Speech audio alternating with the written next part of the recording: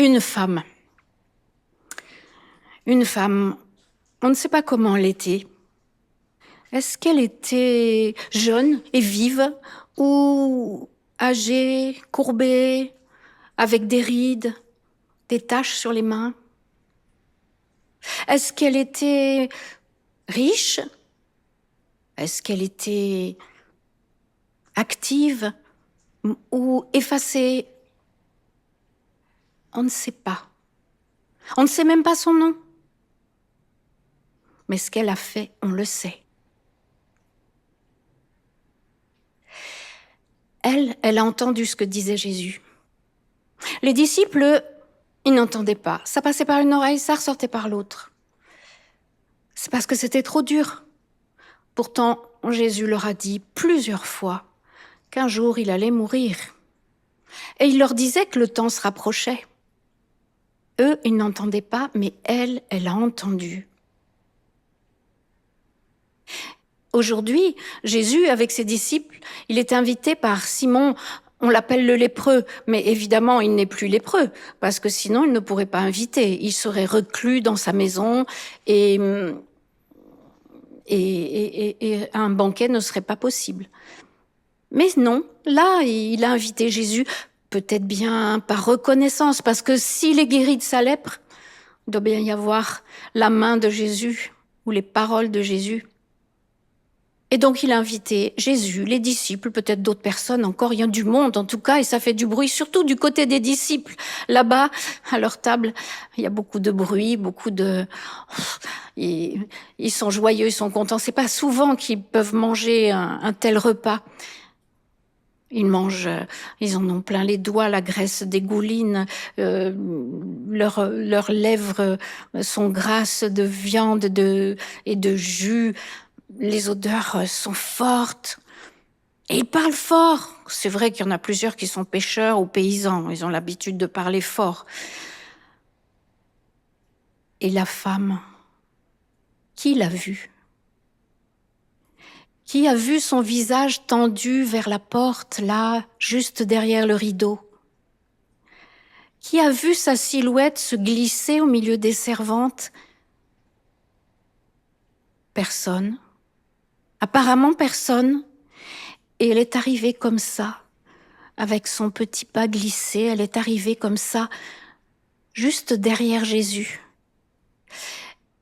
Elle tient dans ses mains, contre son cœur, un très joli flacon, un peu transparent. On aperçoit un liquide ambré à l'intérieur. Et dès qu'elle ouvre le flacon, qu'elle ôte le bouchon, une odeur extraordinaire remplit la salle. Plus forte que l'odeur des viandes grillées ou des épices, largement. Une odeur reconnaissable entre toutes, c'est celle du nard, c'est du nard pur. Et qu'est-ce qu'elle fait, cette femme? Elle s'approche par derrière de Jésus et elle verse doucement le parfum de grand prix sur la tête de Jésus. Elle ose ce geste aussi intime, aussi osé. Et Jésus ne dit rien, ne bouge pas. Il se laisse faire. Le parfum dégouline le long des cheveux, commence à descendre sur ses habits, sur ses épaules. Il ne bouge pas. Mais là-bas, du côté des disciples, on bouge.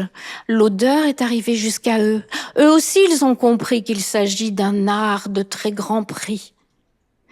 Et on entend les mots, des mots de mépris. Le mot de gaspillage. Gaspillage. Le parfum sur la tête de Jésus. Gaspillage. On aurait pu vendre ce parfum très cher, donner l'argent aux pauvres. La femme s'est recroquevillée imperceptiblement. Elle a reculé de 2 pas. Ses épaules sont voûtées, son visage regarde à terre. On la sent humiliée. Mais Jésus, lui, s'est redressé. Et d'une voix juste assez forte pour que ses disciples entendent, il les tense. Il défend cette femme.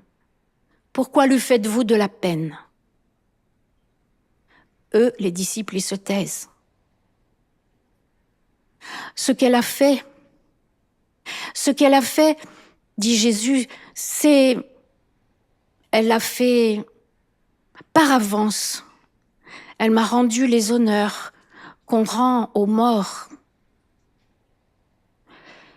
Ce qu'elle a fait, cette femme, c'est qu'elle a oint la tête de Jésus, comme on faisait cette onction d'huile autrefois, il y a bien longtemps, pour les rois. Mais aussi, elle l'a fait parce qu'il a parlé de mourir et qu'elle l'a entendu. Et elle sera la seule à pouvoir lui rendre cet honneur, à pouvoir l'embaumer d'un art pur. Les autres femmes qui tenteront de le faire arriveront trop tard, après la résurrection de Jésus. Et là, Jésus, pendant que la femme s'éloigne tout doucement comme elle est venue, insensiblement à pas glisser, Jésus dit ce que cette femme a fait. Partout dans le monde, quand on annoncera la bonne nouvelle, on parlera d'elle.